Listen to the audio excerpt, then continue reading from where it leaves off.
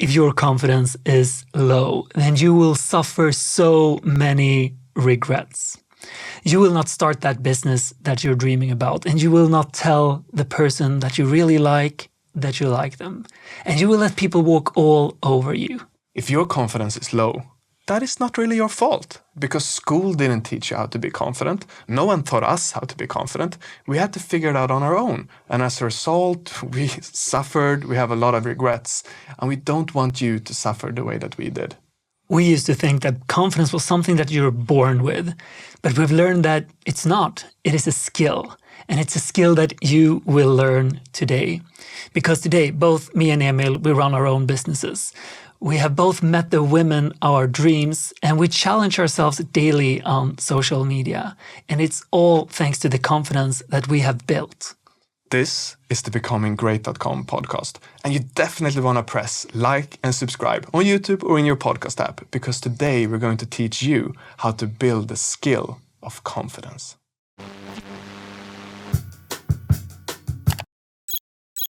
How much trust did you have? Zero trust. Absolutely none, because I saw two images in my mind. One which was me bombing on stage, my current ability, and the second one was what I was asked to do, hold a speech in front of 100 people in English, not my primary language. So did you back out, or? But the difference between these images felt like trying to jump over the Grand Canyon. It felt impossible.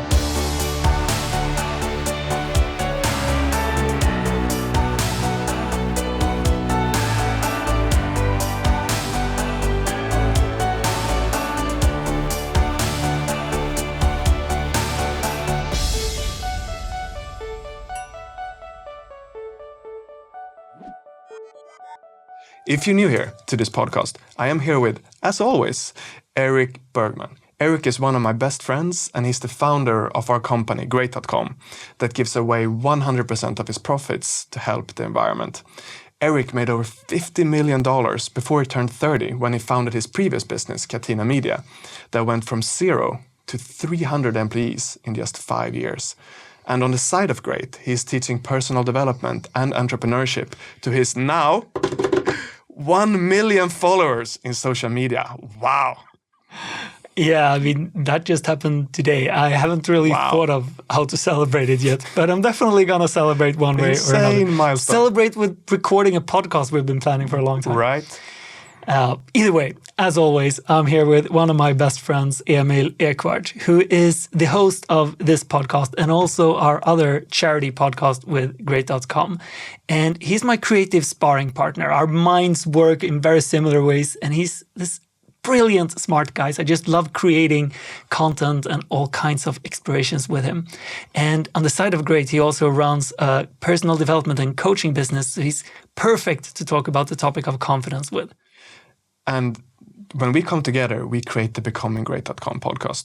The reason, our goal with this is to be the podcast in the world within personal development and entrepreneurship that gives you the most value per minute.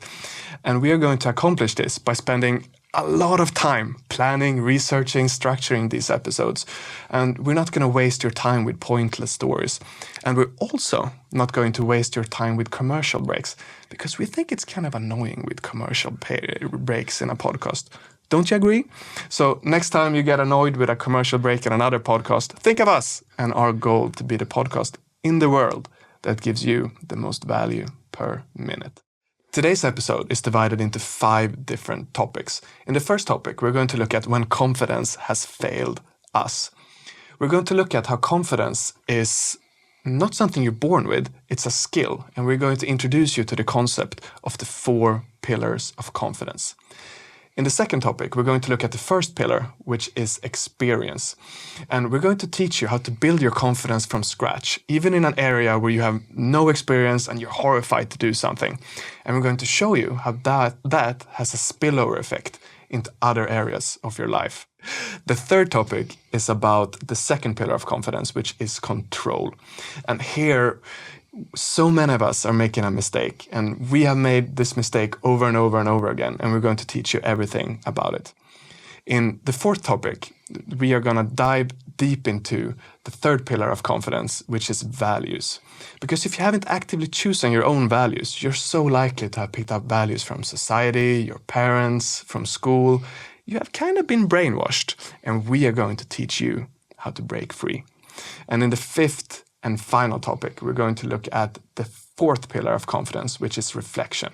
Because when you know how to reflect in a smart and efficient way, you can really start to cement your confidence in your own way and have it last over time.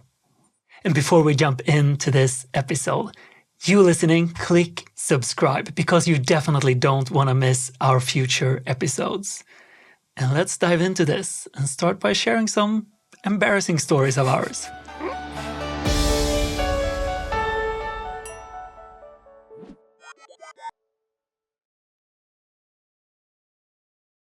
I'm dancing with this tall, blonde, beautiful girl. I can see her body's moving to the music and she looks me in the eyes and she's smiling and I feel this nervous, tingling tornado of butterflies in my stomach. She's 17, I'm 18, I think, and her name is Andrea, and I have this huge crush on her. And I want to kiss her, but I don't have the courage, so I need to go to the bathroom. So I go to the bathroom, and I remember washing my hands, looking myself in the mirror, and like, okay, Eric, now we're gonna do it. Now we're gonna do it. I take a deep breath. I walk out of this bathroom, and I walk towards the dance floor, and I see her, and she's kissing one of my friends. And I just felt the world falling apart. And I found out later that this was the first time ever that they met. They didn't even know each other before. And yeah, just so much regret. Oof, I can imagine. Being a teenager is so hard. And being in love and then seeing that. So how did you feel after? I remember thinking, like, how does he dare to do this? I was away for 5 minutes and he wasn't even like a particularly good looking guy. And how long had you planned to do this? Oh, the pain. He had just walked up to her, started dancing with her and stuck his tongue down her throat, and it worked.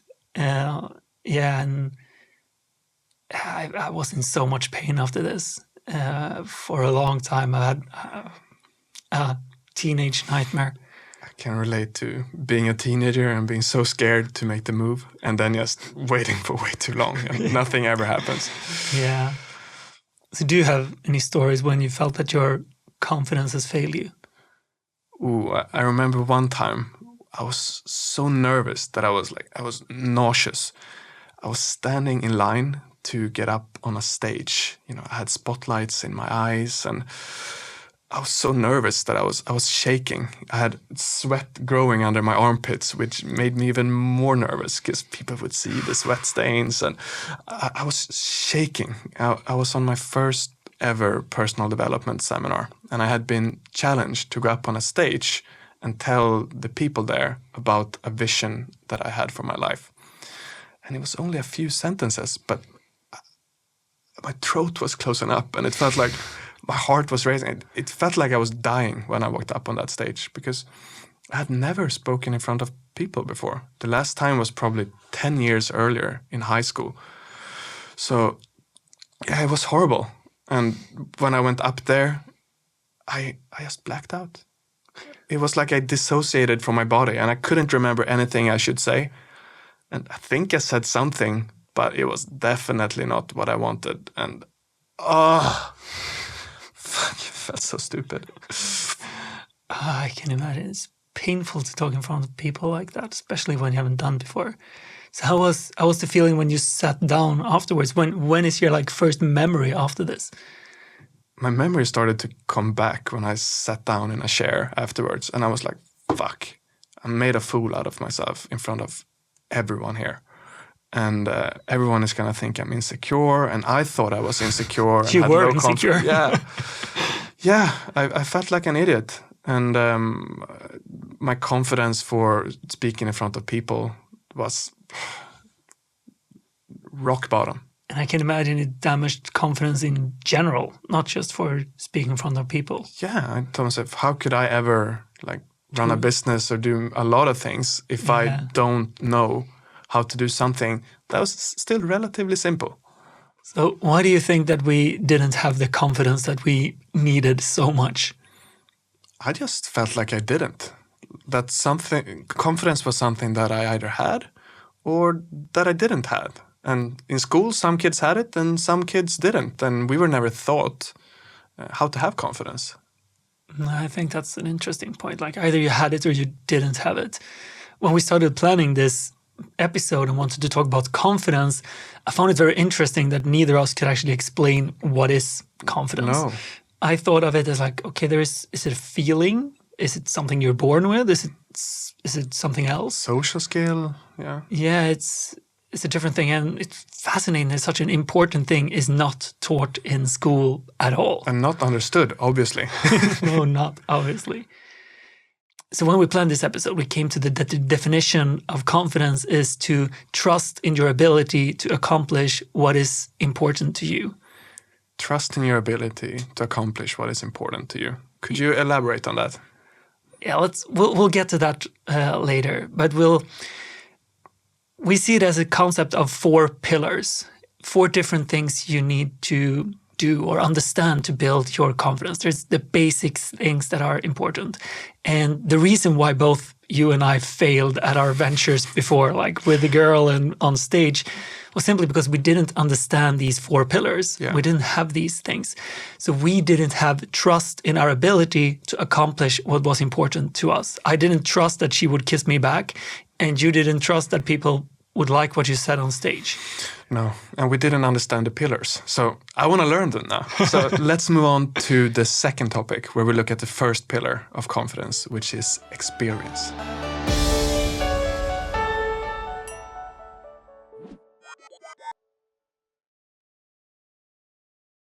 So 3 weeks after I bombed on stage on this personal development seminar, one of my best friends, Jay, is calling me. And he's telling me, hey, Emil, I'm getting married and I'm going to have a huge wedding in Italy. And I want you to be the toastmaster and give a big speech. That's right. Instantly, a voice in my head was starting to say, no. The same sweat came back from the seminar. I felt nauseous again. But some voice inside of me said, of course, buddy, of course I will do this for you. But I was panicking. And when I hang up the phone, I was frozen, and I just said, what did I do? I get shivers just thinking about it. Okay, so if confidence is to trust in your ability to accomplish what was important to you, how much trust did you have? 0 trust. Absolutely none. Because I saw 2 images in my mind. One, which was me bombing on stage, my current ability. And the second one was what I was asked to do, hold a speech in front of 100 people in English, not my primary language. So did you back out? Or? But the difference between these images felt like trying to jump over the Grand Canyon. It felt impossible. I had no trust in my ability. I didn't back out because I had one thing that was going well for me. Time. Time is good. Time is good. I had 1 year until the wedding, so I could do something about this. So I started Googling public speaking Stockholm, and I found a club called Toastmasters. I love Toastmasters. For you listening, if you haven't heard of Toastmasters, it's a public speaking club. I think they have like 20,000 clubs around the world. And if you just Google Toastmasters and your hometown, you'll probably find one. And it's such a great place to learn public speaking because, well, to learn personal development in general, because people who go there are the people who wants to challenge themselves. Yeah. Like some of my best friends I've met there. And it's very different because you're talking in front of people that are there because they want to learn. They're in the same situation as you are. And they're encouraging. Yeah, opposite to in school, if you're like in biology or whatever, and no one wants to hear you speak. So it's such a huge difference. I highly encourage anyone listening to this to search for Toastmasters and your hometown, find a club and go there and try it. And sorry for interrupting you, Emil, but I'm excited about Toastmasters. It was worth it. Toastmasters is awesome. So what else happened? Well, what the club is doing well is that it bridges the huge gap. So I came there, first meeting, I just said my name in front of the club. The next meeting, I had a tiny improvised speech, and then I had a long speech. And I started getting used to speaking in front of people slowly. Oh, wow, that's good. So how did the speak go? Well, on the big wedding day, I was still sweating in my suit. I was so nervous. But I had been nervous before at the club, and now there was more excitement actually to do this thing for my friend, and it overruled the anxiety. So I ended up having a lot of fun that day. Oh, that's so amazing. And I can imagine you felt so proud afterwards, like you overcame this fear. Yeah, definitely. It gave me a lot of confidence. I'm curious. You made $50 million before you turned 30. How much of your confidence comes from that early success? Well, let me share a story. So there's this knocking on a door in our office. And this is in 2013, way before the success happened and way before I had any significant money. And I opened the door. And outside the door is a man in a dark suit and with his slick hair. And he just asks me, "Are you Eric Bergman?" And I said, "Yes." And he just hands me a big brown envelope. And he says, "You've been served." Uh-oh. And I don't really know what that means. So I just say, "Thank you." And I take the envelope. And I sit down by my desk and I open the envelope and I start reading.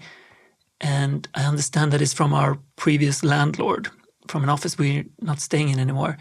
And he is suing us for breach of contract for $600,000, money that we did not have.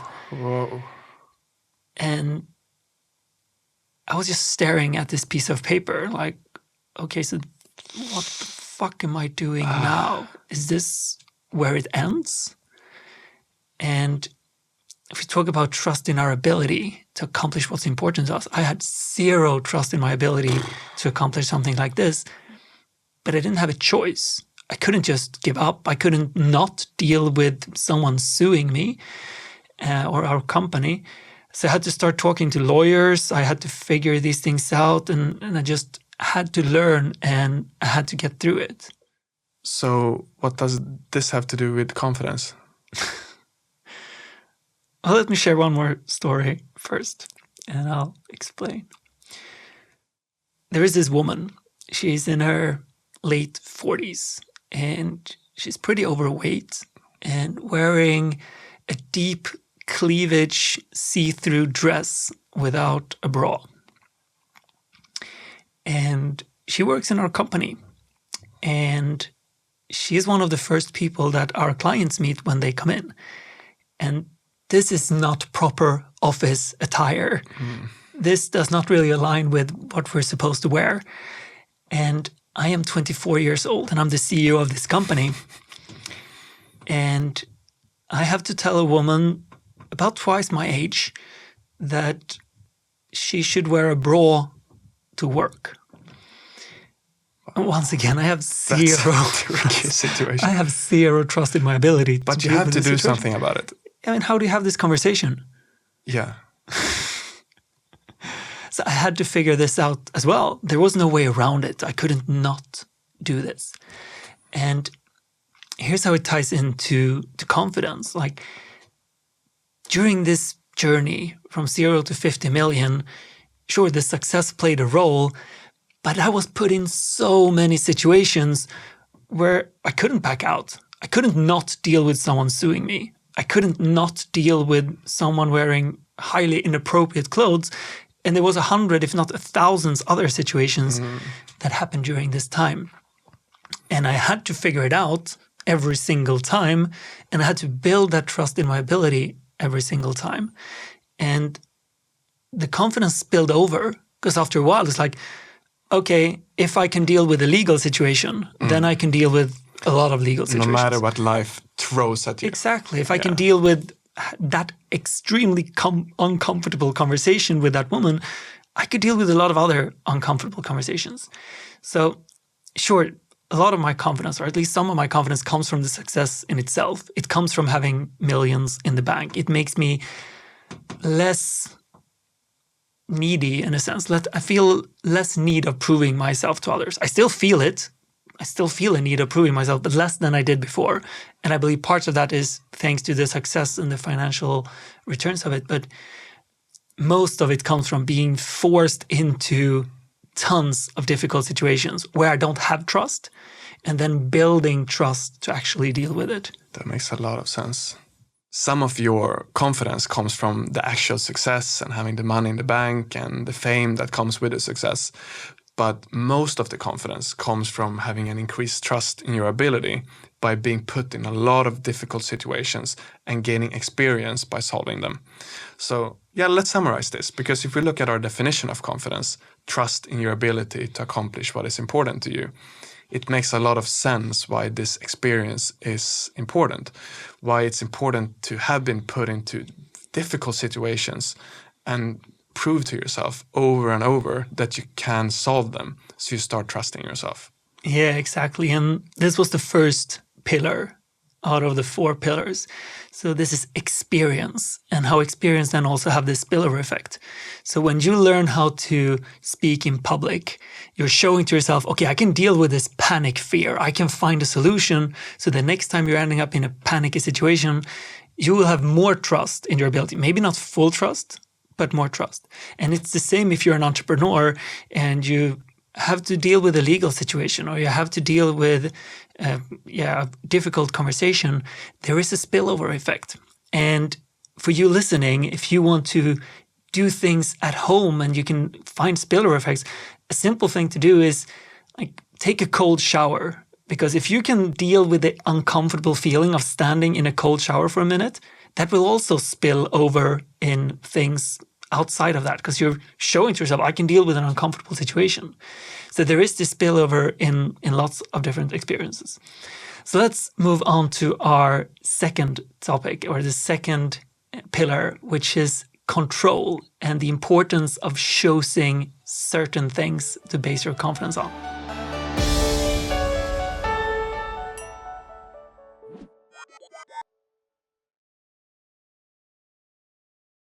In school, I was an insecure kid. I didn't want to take up too much space. I was often observing other people. I often felt a bit uncomfortable and didn't feel very confident. But there was one place where I always felt like I could be myself, and where I was confident, and where I could, talk to everyone and be encouraging. And that was in the locker room when I played my favorite sport as a kid, floorball. And floorball is a Swedish sport, which is like hockey. Yeah, hockey, but indoors. And Yeah. I loved it. Like, it was so much fun, and I was really good at it. When I was a kid, I was the star in my team, and I practiced so hard to get better. I practiced 12 times per week, and I was running after school, but it felt like fun because, I was good at it. And my dream was to be elected for the Stockholm City team, the all-star team of Stockholm. And only 30 players get elected. And I was so nervous for the tryouts or whatever, when they test players. I was so nervous before I was going to get that envelope, when you're getting in. It felt like getting into Hogwarts or something. So I got this envelope that now in my fantasy is golden, but it was probably just a regular envelope. I opened it and I got in. I got it. It was honestly the happiest day of my entire life. And I just instantly called my friends and other people in the team. And there was another guy in my team that got in as well. And I was so happy. So how was it to play for the team? Well, then everything changed. And everything changed in the locker room before the first game. Because the coach called out the name of the players that were starting. And first he called out the starting 5 players. And I wasn't there. Then the second 5 of players. And then the third, which is you only play with 3 in floorball, and then the third, and I wasn't there as well. I was starting on the bench. And I hadn't started on the bench ever, because in my team, I was the best defender. So I played all the time. I played power play, box play. But now I didn't even get to start, and it felt like a punch in my stomach. It felt like a punch, like, I lost the air. And after that, I was the same insecure kid that I was in school. In the beginning of the All-Star team, I was kind of confident, but after that, I remember I stopped. I lost access to what to say to people. I started becoming shy again. I was just watching other people, and yeah, my whole confidence went away. So why do you think that happened to your confidence? Like in the locker room, nothing changed in there. No, I don't know. I don't know. Okay, so what did you base your confidence on? Honestly, I think a lot of it was being the best player in the team and playing power play and box play and being that star. Okay, because you were an equally good player. The only thing that changed was the people you were playing with. Yeah, I was probably equally good, but it didn't feel like it. And because after that, everything felt different. I started having demons in my head. I started focusing much more on the mistakes I made instead of enjoying playing. I never fully recovered from that experience and losing my confidence in that way. So this was in your old team as well when you came back to a regular team? Yeah, even after, because this was a 3-week tournament. But when I came back to my regular team, I wasn't the same player at all anymore. And yeah, this happened when I was 15, and then I loved the game. But just 2 years later, I quit playing completely. It wasn't fun anymore. Yeah, it's just so sad. It's so sad. Yeah, so unnecessary. Okay, so let's look at this through the lens of confidence is to trust in your ability to accomplish what is important to you. So the key part of this sentence here is trust. Like you need to be able to trust that you can accomplish what's important. But what was important for you was to be the best player. Yeah. Which is outside of your control, because you were the best player in one team, but you were not when you were put in the All-Star team. Yep. So you were focusing on something outside of your control. And this is then a super common mistake that I've done a lot of times myself as well. Basing your confidence on something that is outside of your control. Because what were you basing it on? You were, yeah. A lot of things that were, now when I'm thinking of it, a lot of things that was outside of my control. I based my confidence on what the coach said about me, how many goals I was scoring, what other teammates said about me. None of that is in my control. No, none of it is in your control. I mean, maybe how many scores you shoot is partly in your control, and how well you play a game is partly in your control, but it's never fully in your control. No. And this is the key part. It needs to be fully in your control, because otherwise, well, you can be put in a much better team. You can start playing with other people, and you can't control that. And as a result, my confidence in floorball was super fragile, and it only needed to be stress tested a little bit, and then my whole confidence just fell like dominoes, and I stopped having fun. I think that's an important part as well. When you lose your confidence, you stop having fun. Yeah. Because you get into what you said, like folks are not making mistakes. Hearing this skeptical voice in your head saying that you're not good. Yep. And then you get worse, and it just spirals from there. Getting proof that, just downward spiral. So has there been situations where you have based your confidence on things that are outside of your control? So the first thing that comes to mind has been when I've been starting out in social media. Like when I didn't get new followers or the likes was going down and whatever things would happen, and I lost confidence in what I was doing. And once again, it stopped being fun. And a lot of times I gave up. Yeah, I think so many people quit because it stops being fun when they don't get the results. And it's out of their control, right? The algorithm can do something, or you don't know why people are going to like the stuff. You never know. Yeah. I've done the same thing so many times in dating, where I've been, nervous walking up to a woman I find attractive, and when she's been rejecting me, it just I lost so much confidence, because Yeah, based on her reaction.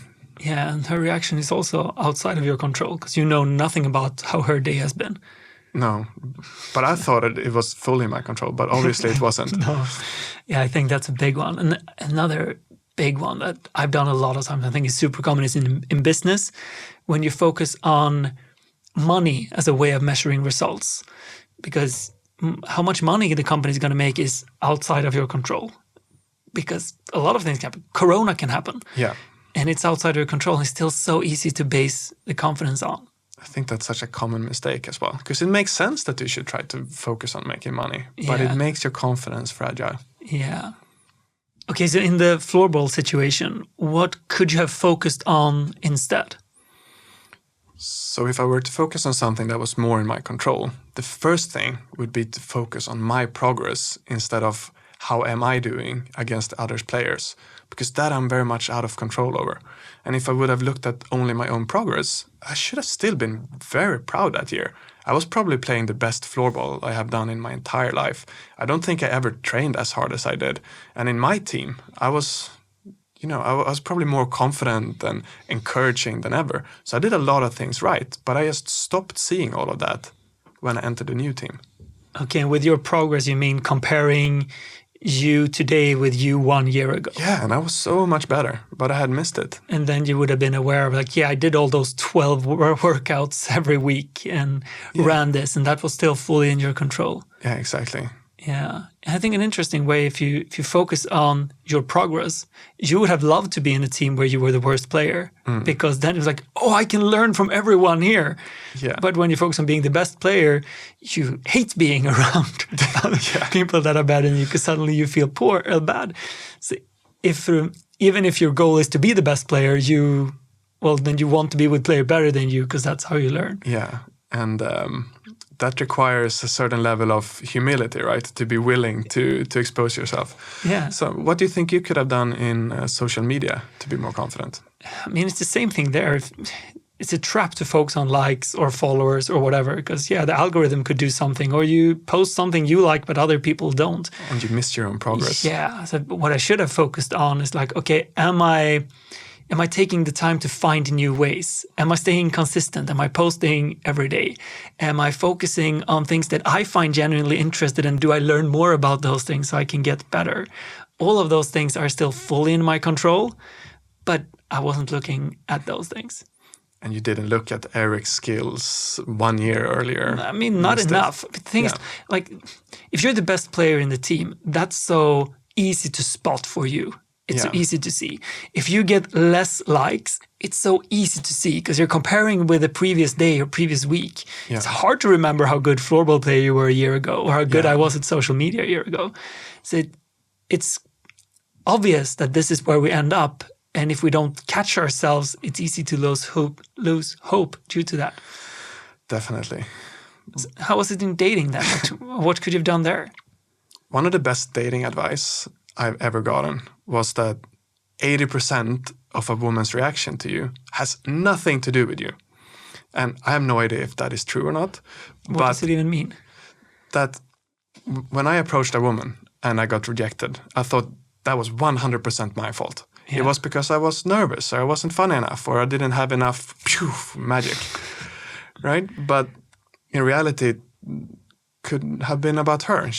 Maybe she was late and didn't want to talk to me, or she had a boyfriend, or there was a million reasons for why she would reject me that was out of my control. But I still based my confidence on her reaction. Yeah, so if she was stressed out and was running to a meeting, she wouldn't have stopped for you if you were Brad Pitt. No, maybe I just wasn't her type. Yeah. And it's out of my control. And if she would have been bored and like haven't spoken to anyone in a while, then you could have done everything wrong and she would probably talk to you anyway. Yeah, exactly. So then I get a delusional kind of confidence that it doesn't make sense.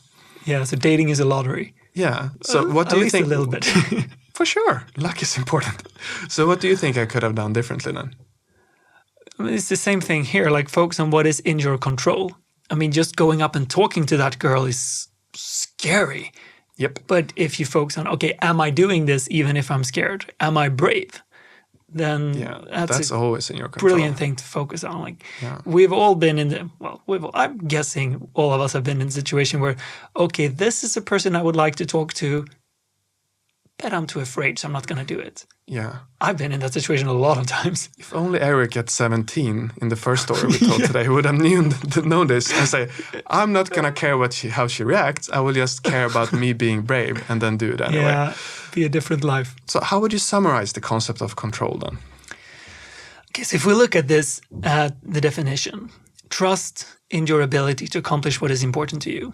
It's so crucial that to be able to have trust, you need to focus on things you're in 100% control of. You would never jump out of an airplane with a parachute if you know it only worked 90% of the time. I would. No one would jump out of a plane with a parachute that works 90% of the time. So whatever you're doing, if it only works 90% of the time, you can't trust it. So it needs to work 100% of the time. You need to be the one who shows up for practice all the time. You need to be the one who goes up to that girl all the time. You need to focus on consistency in social media rather than how many likes you get. So this is a key and super important part of building confidence, is to be aware of what am I actually basing this on? Is it something that I have 100% control over, or am I focusing on things that's outside of my control? Yeah, and if you don't do that, you're going to have a very fragile confidence. Kind of like that parachute that is not really working. And it's a recipe for potential disaster. Yes. So let's move on to the next topic and talk about pillar number 3, which is values.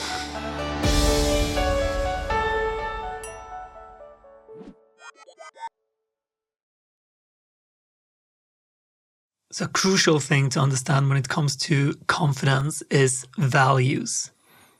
I've heard the word values a lot, but how would you define and explain what it means?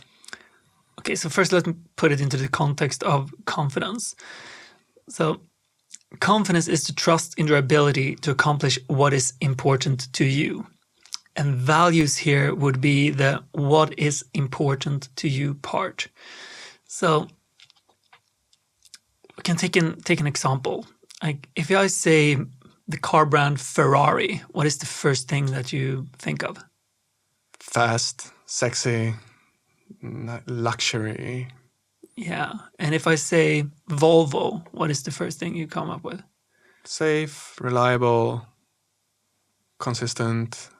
Yeah. Family. Family, yeah. Yeah. So I would have said more or less exactly the same words as you would. And I think most people would do this. And these are the values of Ferrari and the values of Volvo. And the reason why we are so well aware of them without ever thinking of it is that these companies have spent a lot of time thinking about what is important to Ferrari, what is important to Volvo. They've had board meetings discussing this. They have had marketing teams. They've done so many things. Everyone in the company knows this, and it's a very thought out strategy to do this. This is how we make decisions. Ferrari is making sports cars, red luxury cars. Volvo is making safe family cars. And they're so confident in those decisions that it makes everything else a lot easier. Yeah, that makes a lot of sense. So they know their values very well because they have taken the time to really think them through. And then every decision they make, how they act, is based on those values. Yeah, exactly. So if we go back to the floorball example from before, had you ever thought of your values? No. Of course not. No. No, and here's the problem, or it's a big challenge for most people. Most of us have never thought of our values. What is really important to us? No board meetings. No, we never had a board meeting. We never discussed with someone. Very few of us sit down and really think of what kind of person do I want to be? And if we haven't done that, it's really hard to base our decisions on the kind of person that we want to be. And yeah, so let's take sports as an example. Like, what happens in every movie where there is sports? Who wins? The star, the main character, becomes the hero and wins and gets celebrated. And he's the best player in the team. Yeah. Always. Yeah. Or maybe the underdog, but he ends up being the best player. Exactly. And he wins, that's for sure. Exactly. So this is how society kind of brainwashes you into thinking that I have to be the best player in the team because the best player is always in the movies. Yeah. So either you get it from movies or from your parents or from friends or whatever. Coach. Yeah, you will get that idea if you haven't thought about it yourself. And the thing is that the best player, quote unquote, is a very vague description. What does it even mean to be the best player? And how do we become the best player? But isn't it good to want to be the best? Or isn't it good to want to win? Yeah. But the problem is that it's not helpful.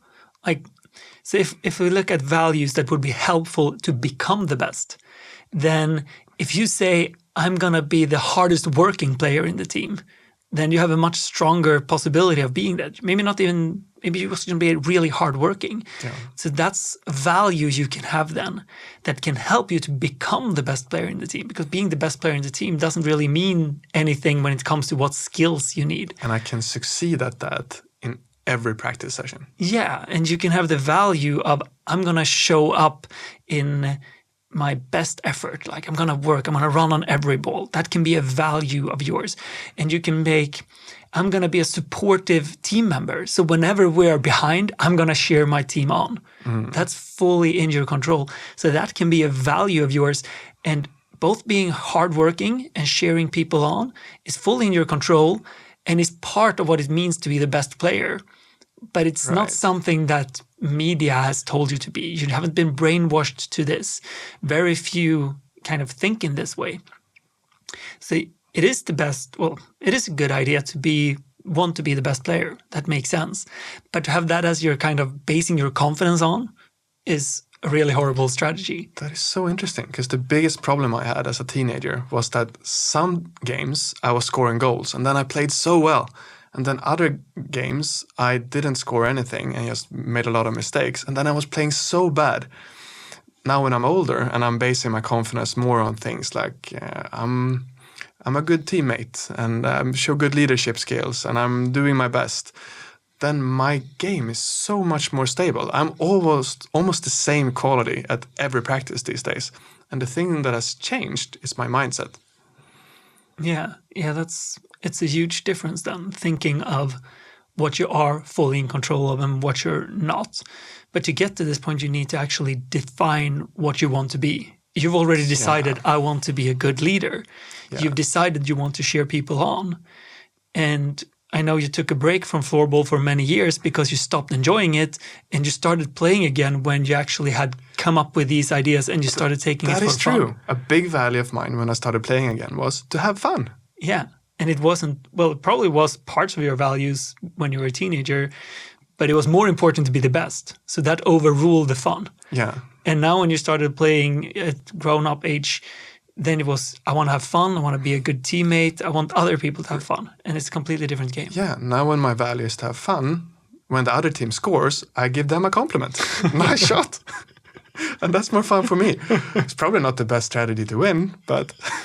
Big difference. Yeah. So when you began on social media, had you given any thought about your values? No, none at all. No. I just started that project and I wanted to grow, I would say. I think I had, if I pick one value, I probably had progress. Mm-hmm. But when growth was going down or like was going down, that kind of showed me that the only thing I measured in progress didn't happen. So what I do now is I think about, okay, am I evolving? Like I don't measure, sure, I still look at likes and followers and all of these things. I'm super proud that I just hit 1 million followers, but it's not the main thing. I'm more like, okay, did I post the number of posts that I have planned for? Did I prepare for the videos that I did? Did I find more structures? All of these things. Did I look for better systems, improving all the things around it? So I'm looking for growth still, but now I actually took a conscious decision. Okay, what's important to me is that I consistently post. What's important to me is that I keep developing better skills. What's important to me is that I have fun when I do this because then I'm going to keep doing it. So all of these things have developed from me actually thinking about what I want with social media. And even when likes and followers goes down, it still impacts my mood a little bit.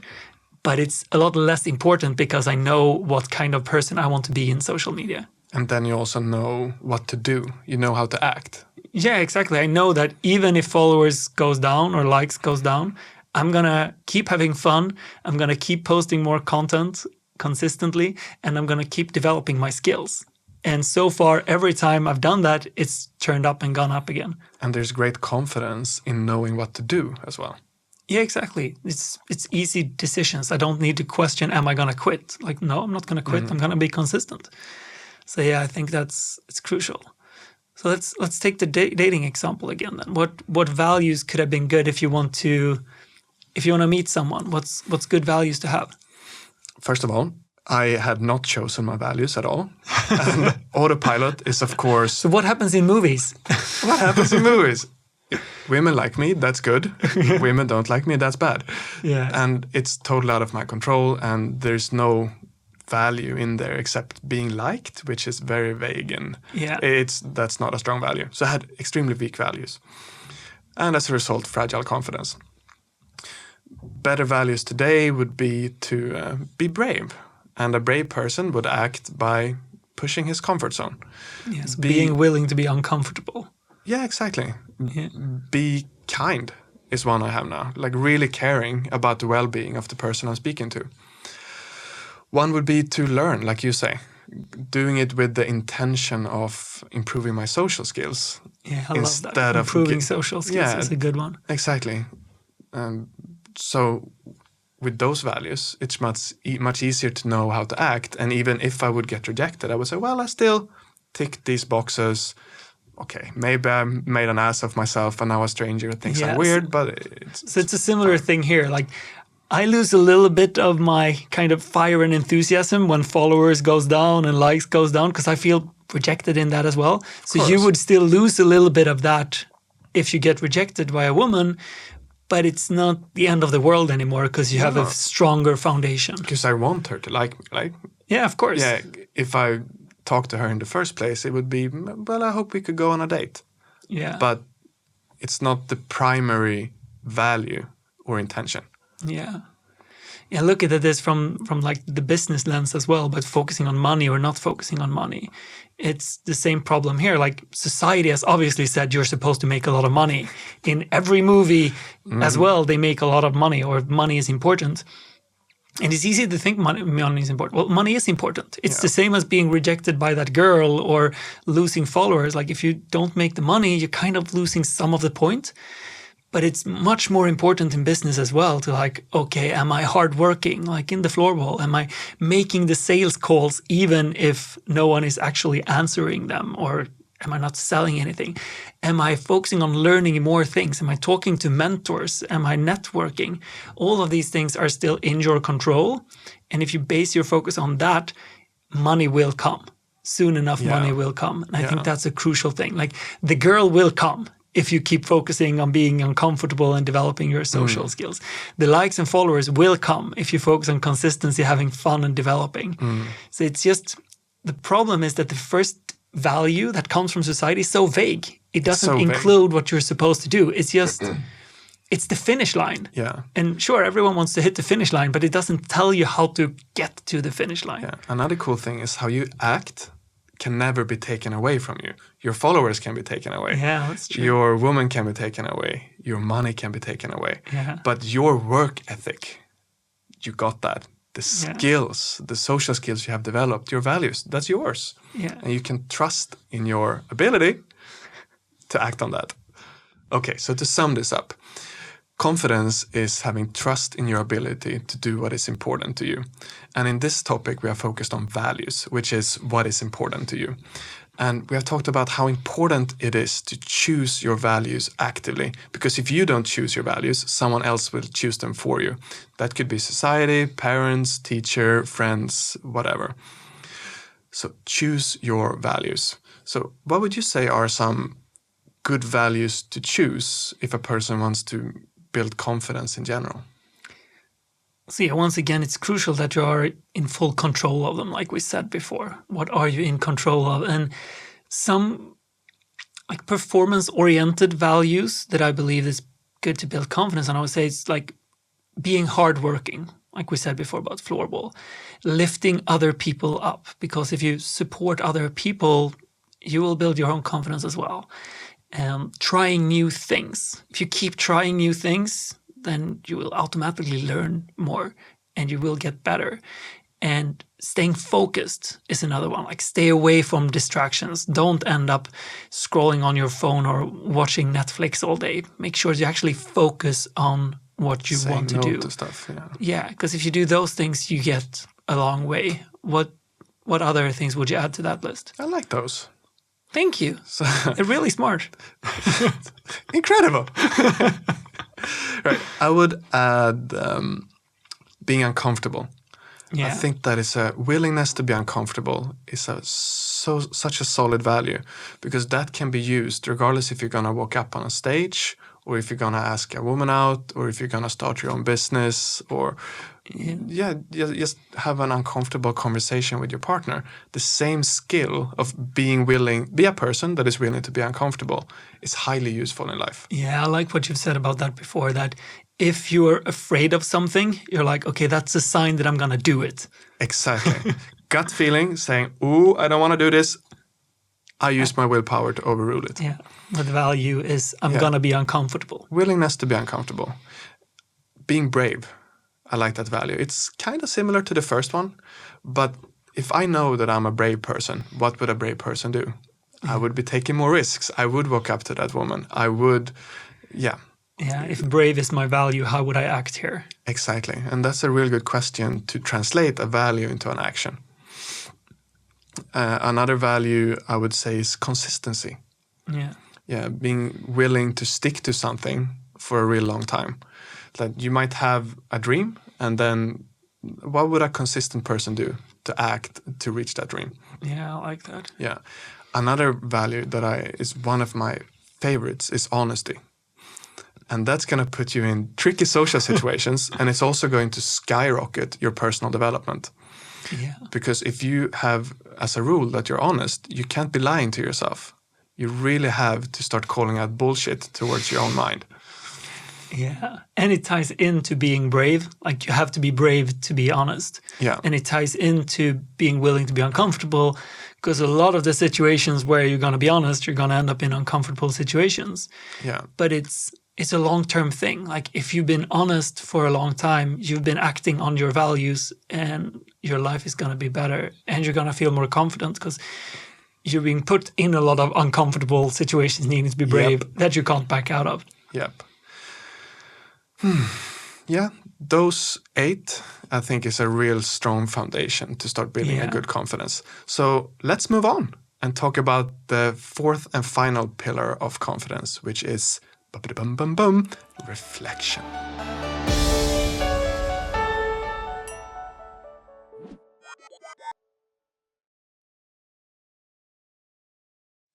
I remember us sitting in my tiny office in Malta, and my jaws are clenched together, and I feel I'm just staring into the screen and I'm tensing up, and I'm getting so frustrated with you. I feel like every word that you say just triggers my emotions, and I feel my anger is turning into rage when we're planning this podcast episode, and we've decided that we're going to be done this week, and we're no way close to that. And I remember when you focused on various details, I was just, but we need to get done. And yeah, do you remember this? Yeah, I remember being confused because we had said that we wanted to make the best possible episode that we could make. It was the last episode 84, about self-esteem. And we thought, wow, there's not that much stuff on YouTube. Maybe we can make the best possible episode here. So from my point of view, that is what I thought we were doing. So I was really confused when you started getting frustrated and annoyed with me. Yeah, I was getting really frustrated. So I remember I walked out of the room and I just need space. And I went outside to kind of just sit and reflect on what's going on. And I'm listening to my thoughts, and they just keep saying these mean things about you, about the process, about everything, and it's not fun anymore. I'm just pissed. And I remember sitting there listening to these thoughts for a while and not fully understanding why I get so frustrated. So I remember asking myself, okay, why is it so important to me that we hold this deadline? Because it was clearly very important to me. And my first answer that just popped into my head was like, because I promised people this. It's like, no, I haven't really promised anyone. We didn't have a big audience. We didn't have any sponsors. I might have told my father that's going to come out, and that's pretty much it. So that wasn't even true, but it was a truth that I had inside me. And I was like, okay, if I haven't promised anyone, what else why is this so important? And I kept thinking about it, and I realized that I have promised someone. I've promised myself. I've said, we are keeping this deadline. We had decided to keep this deadline. And now I got pissed because your actions or your focus on small details made me break a promise to myself. And one of my highest values is I don't break promises to myself. It was interesting to sit here and just look at, okay, so I'm not angry because we're missing the deadline per se. I'm angry because I feel that I'm breaking a promise to myself. And then the next question that came into my head was like, do I want to get angry about this? It's like, no. Do I want to feel that it's super important to keep this deadline? It's like, no. Okay, so if I don't even want this to happen, why am I letting it happen? And I kept thinking, I was like, okay, what do I want to be my value when it comes to the podcast? It's like, first thing that comes to mind, I want this to be fun. And it's clearly not fun anymore. So deadline is totally conflicting with fun, which was the first thing that came to my mind. Like, I want this to be fun. Yeah, I remember you coming back in. I remember how angry you were. But before we talk about that, help me understand how this whole situation would help with confidence. Okay. So, as we said before, the definition of confidence is trust in your ability to accomplish what is important to you. And the problem here was that I wasn't sure what was important to me. So I can't really be confident. I thought that was important to me was to keep a deadline. But in reality, that wasn't important to me when I actually started thinking about it. So that's when reflection comes into the picture, which is the fourth pillar. I went outside and I reflected on this. I wanted to understand what was going on in me, and I wanted to understand what is actually important to me. And even more, what do I want to be important to me? Yeah, and that anger and frustration you felt is probably a signal that maybe some of your values are in clash, that something is not right, or maybe that you're in the process of changing some of your values. Exactly. So being angry is a great time to actually sit down and have some thoughts about. It's a great signal that it's time to think. Yeah. And I think that is exactly what was happening, because when we started the podcast, we decided we're going to do one episode per week, and we made that promise to ourselves. And we did that because all other podcasts did one per week. So it's society. Once again, a typical example of what society has done and we didn't think about. Yeah, we didn't think of it. We just, one per week, that's a good number. Let's go for that. But then we started thinking, but what we actually really want to do is that we want to give the best possible episode that we can to our listeners. And we just cannot do that in 1 week. No, we wanted to create the best possible episode on self-esteem, and we needed so much more time to think. It took forever. Yeah, so suddenly those two started clashing. Yeah. And one problem here as well is that we had been releasing one episode per week for a long time. Yeah. So we went in clash with like consistency. We went in clash with things that we've done before, which is other values that we had. So this is what becomes so crucial to sit down and really understand this. Yeah. And after I came in there, I told you like, okay, I got pissed because of this. I don't think that I'm right. I'm just explaining what's going on in my head. And we sat down and we talked about this, which is another way of reflecting. We reflected together to understand, okay, what do we want? And we found out we want this to be fun, but we also want this to be actually be the most valuable podcast per minute. We want to give so much with this. And another thing we said that we want this to be as meaningful for you and me as friends and learning, that even if we don't even release the episode, we want the process to be so enjoyable and so meaningful that we feel that it was worth it anyway. And that we learn a lot from it. Exactly. Yeah. So all of these values came from that conversation. Yeah, that anger that you listened to made you reflect and made you realize that we need to change our values. Yeah. And when we change our values, we need to change how we act. And that meant removing the deadline, even though that was frustrating as well. Yeah, definitely. So, and this is why we're doing it the way we're doing it right now, that we're taking away the deadlines. That's for you listening. We don't publish every week because we want to give you the best possible episode. And that's not doable if we do it every week. We put in the last 2 episodes combined, we put in 4 months into those episodes. Yeah, ridiculous. Which obviously we can't put in 4 months in 1 week. So we're not going to have any deadline anymore. But we promise that we're going to make a lot of effort to give you the most value per minute. Our new value is that we're showing up for a fixed amount of hours every week. And we really enforce that value. Yeah. Yeah, so we give it, it's important to us that it's fun, it's important to us that we learn and that we bring the most value we can. And we put a certain number of hours in every week to make sure that that happens. Okay, so what we looked at here is the tool of reflection. And what you did when you went out on the balcony is that you took the time to reflect, to try to understand your values.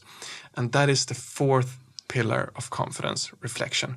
And what you did was quite high level. When you came back, I was so impressed with the reflection you have done. And we want to give a toolkit to you listening so you can start reflecting as well. And this toolkit, and now you want to bring your pen and paper, has 5 key questions that you can ask yourself over and over again to get the same effect that Eric did when he reflected. But before you even begin, it's important to know when to reflect. And a great signal is that you have any kind of uncomfortable emotion. Could be frustration, anger, sadness. It could be a sign that something is off with your values and it's time to reflect. So now that we know that, what are the 5 golden questions someone can ask themselves? Dun, dun, dun, dun. Well, the questions that I was asking myself, and that starting with, okay, what is the most important thing for me right now? Like, okay, what is it that actually goes on in my head? And second question is, do I want this to be the most important thing in my head? Because like in my case, it wasn't. A third question is, why is this the most important thing for me? To actually understand what goes on inside of me. And is this in my control? Because a lot of the time it's not. And you don't necessarily need to do them in that order. But those 4 questions, if you keep repeating them for yourself, you will get a much deeper understanding of what's going on in you and what's happening. And we will put all of these questions in the description of this episode as well for you to be able to go back and listen to them. Right. So you want to, when you feel upset, you want to find a quiet place, maybe not do it in a messy social settings. You find a quiet place and you start asking yourself these questions. But I said 5 and you mentioned 4. Why is that? And because I'm tricky. You're tricking me. Yes, because the 5th question is, so if this is what is most important to me, how should I act? So it's kind of a bonus question that comes after you understood what is most important to you. Okay. So a way of finding your values once again. So if you know that your value is brave, as we took earlier as an example, then you know that, okay, my value is brave, so I should go up and talk to that person. Yeah. But if you haven't gotten to that value yet, you don't know how to act in that situation. Okay, so you're saying that first we ask the first 4 questions over and over until we understand our values. And then we say, okay, what would a person with this value, how would they act? Yeah. So I feel I need to repeat them. So how about we repeat the questions again, but we put them through the filter of the reflection we just went through in the podcast? Sure. How would that look? Sure. So what is the most important thing for me right now? And take the podcast. Then the answer there is to have fun, to learn, and to create the best possible podcast with the most value for the listener over the next 10 years. Why is that important? Well, I like fun. I want to learn and grow as a person, and I want us to bring as much value as possible to the people listening. That means that it's not the most important thing to have the most number of listeners. It's not the most important thing to keep a deadline. And that makes it easier to be aware of what is not important as well. Do I want this to be the most important thing? Yes, because I've already spent significant times reflecting on this. But once again, I do not want number of listeners to be the most important thing. And the first time you did this on the balcony, you said no to your answers instead. Yeah, you got exactly. other answers. Then I had to say no because I thought what was most important was a deadline. It's a really shitty project if what you care the most about is the deadline. And the fourth and final question here, is it in my control to do this? It's it is in my control to create an environment where I have fun, where I learn, and where I grow, and want to do this consistently for the next 10 years. So given that circumstances, I can go forward to the fifth question. If this is what's most important to me, how should I act? And I know that I should act in a way that we should spend a lot of time on each episode. We should not pick clickbaity topics that we're not interested in just because it would generate more listeners temporarily. We should not focus on getting X number of episodes out all the time. And these things help us to take these decisions to actually do the best thing based on those questions. That makes a lot of sense. For me, that was a clear summary. So how about we move on and talk about something we do all the time, which is use reflection to ingrain. Yes, so the first meaning of reflection is to focus on understanding what is important to you. What are your values? The second part of reflection is to actually ingrain your values in you and base your confidence around that. Yeah, let's say if we take the floorball example, for example, that it's easy that you forget about what values you've decided on after you lose a game. Yep. Yeah, and you go back into losing your temper and you get sad or frustrated or whatever. So here's the ingraining part is important, that you actually take time to think about, okay, I'm feeling sad and frustrated right now. What's going on? It's what is it that I actually want to be the most important? I want hard working to be the most important thing for me.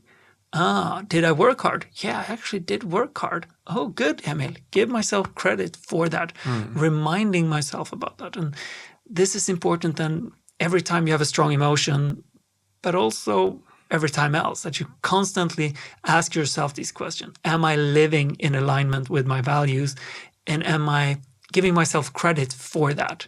That seems like a huge part of building confidence, that you can trust that you will give yourself credit for when you're acting the way you said you were going to act. If you say you're going to be consistent and you are consistent for a long time, you really, really deserve praise for that. Yeah. If you're going to be motivated to keep sticking to those values. Yeah, and it's so easy to forget to give praise for that. Yeah. I forget it often, and then I kind of expect someone else to pick up on how good I am and tell me that I'm good, and they don't, because they don't care that I'm consistent.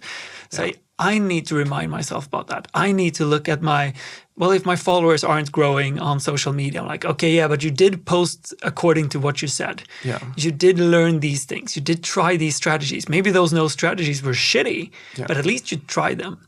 And okay, good, Eric. Remind myself about that I did the good thing here, that I lived aligned with my values.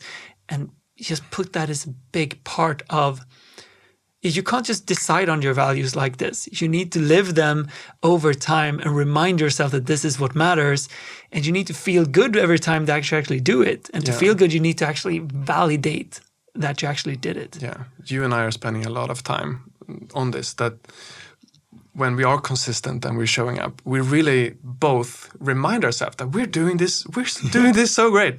But then sometimes we're going to plan and maybe we take a break that is a little bit longer than we want. Then we remind ourselves, actually, we're not living up to our value of consistency here.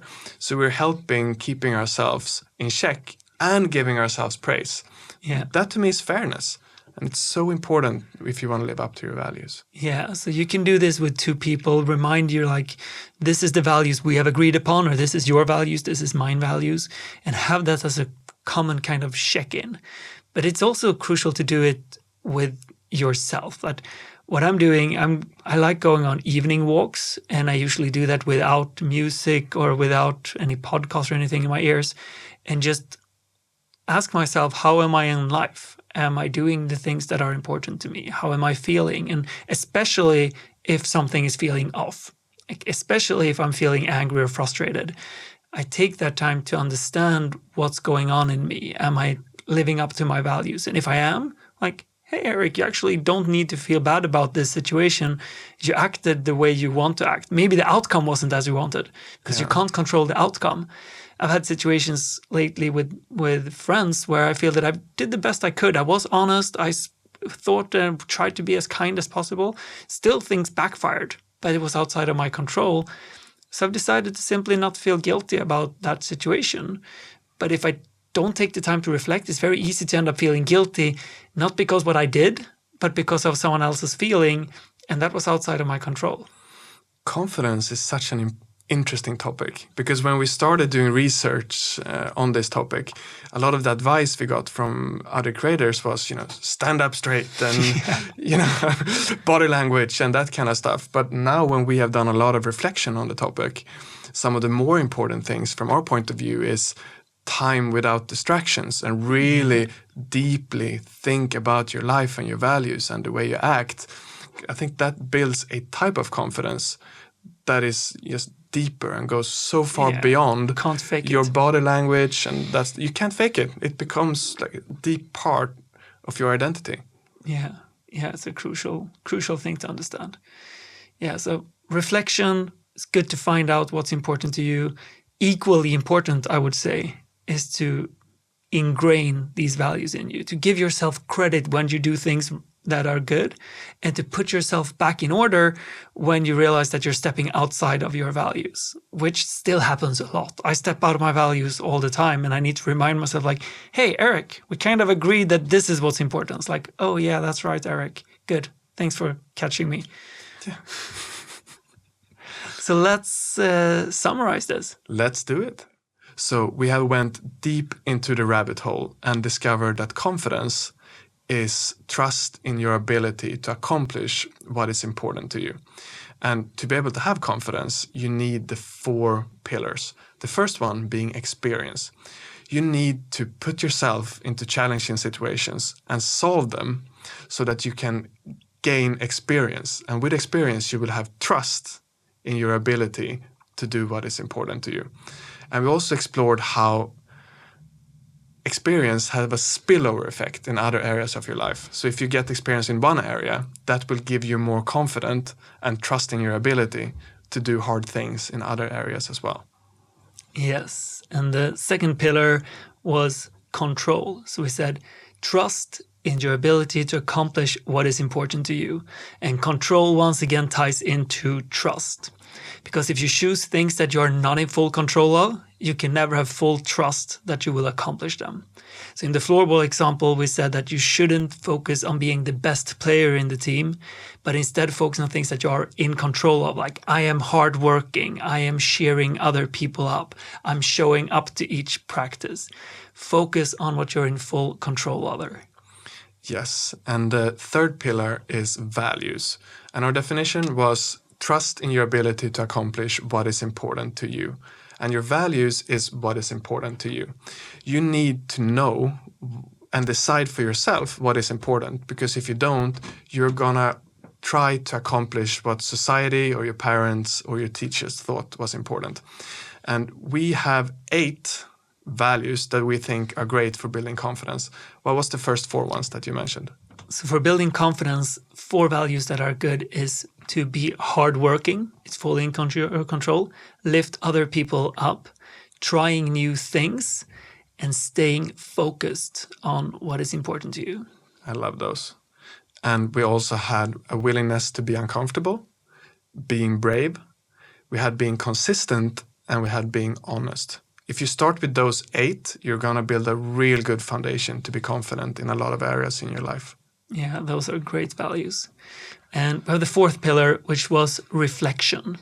And trust in your ability to accomplish what's important to you. With reflection, you learn what is important to you. That's why this part is so important. And we split that reflection up in 2 parts. The first part being to actually understand what is important to you. And it's good to do this when you're feeling a strong emotion. But it's always good to do this. And you could ask yourself the questions, what is important to me right now? Why is this important to me right now? Am I in control of this? And do I want this to be what's most important right now? And with those 4 questions, you'll find what is your value. And then you can say, if this is my value, how am I supposed to act? That was the first part of reflection. The second part was about ingraining these values to make sure that you check in with yourself. Am I living in alignment with these values? Have I stepped out of them? Am I feeling sad or angry right now because I've actually went back to my old values or because I have values that are conflicting? And am I giving myself credit for all the times that I'm actually doing these things that are in alignment with my values? So that's the crucial second part about reflection. Beautiful. And if you work on those 4 pillars, are you going to give a confidence guarantee money back here? Definitely. You're going to get 100% money back from this podcast episode. Yes. And one piece of value I'd like to give as well is for you listening, if you want to improve your life, then make sure that whenever you're going to work or you're going to school or you're going somewhere, don't waste that time. Either reflect, like we did here, and build your confidence, or spend this time listening to podcasts or audiobooks. And if you haven't listened to all of our episodes, we've done over 80 episodes now, where there's a lot of value to be picked up. We have some really good favorites. One of mine is Social Skills, episode 76, and Self-Esteem, episode 84. So if you haven't listened to all of our backlog, listen to that. The next time you step into a car or step into a train or a bus or go for a walk, pick up your phone and listen to the back catalog. And if someone wants to help us, Emil, what can they do? Ooh, it would be super cool if you pressed like and subscribe on YouTube or in your podcast app, because that is showing the algorithms that we are an important podcast, because we don't have so many viewers. But if we get a lot of subscribers compared to our viewers, we can start getting into top lists and more people can hear these kind of conversations about how to really build a strong and lasting confidence. And I would love for more people to have that. Yeah, me too. Thank you for today, my friend. Thank you. Looking forward to the next one.